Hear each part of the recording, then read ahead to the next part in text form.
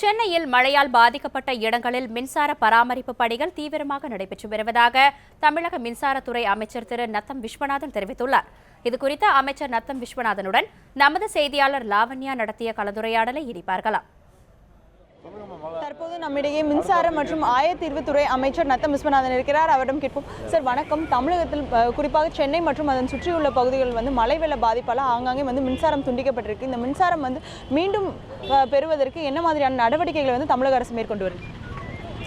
மின்சார விநியோகத்தை பொறுத்தளவில் ஏற்கனவே தமிழக முதலமைச்சர் புரட்சித் தலைவர் அம்மா அவர்கள் மிக தெளிவாக விளக்கியிருக்கிறார்கள்.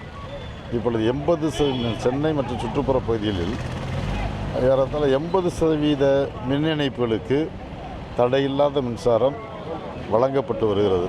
அதில் எந்த இடர்பாடும் கிடையாது. ஆனால் மீதி இருக்கின்ற ஒரு 20% மின்சாரம் துண்டிக்கப்பட்டிருக்கிறது. காரணம், அந்த பகுதியில் பாதுகாப்பு அம்சத்தை கருதி அந்த பகுதியில் தேங்கி இருக்கின்ற தண்ணீர் பில்லர் பாக்ஸு மின் விநியோகம் செய்கின்ற பில்லர் பாக்ஸ் எல்லாம் நீரில் மூழ்கி இருக்கின்ற பகுதிகளில் மின்சாரம் விநியோகம் செய்ய முடியவில்லை.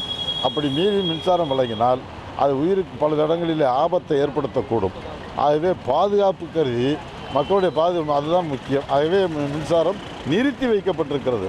இந்த தண்ணீர் வடிந்ததற்கு பின்பு, முற்றிலும் வடிந்ததற்கு பின்பு அந்த பகுதிகளில் மீண்டும் உடனடியாக மின்சாரம் வழங்குவதற்கு நடவடிக்கை எடுக்கப்படும்.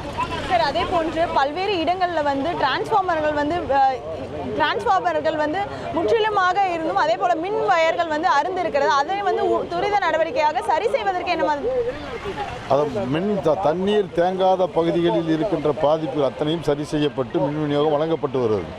தண்ணீர் தேங்கி இருக்கிற பகுதிகளில் அங்கே பழுது நீக்க முடியாத பணிகள் செய்ய இயலாது.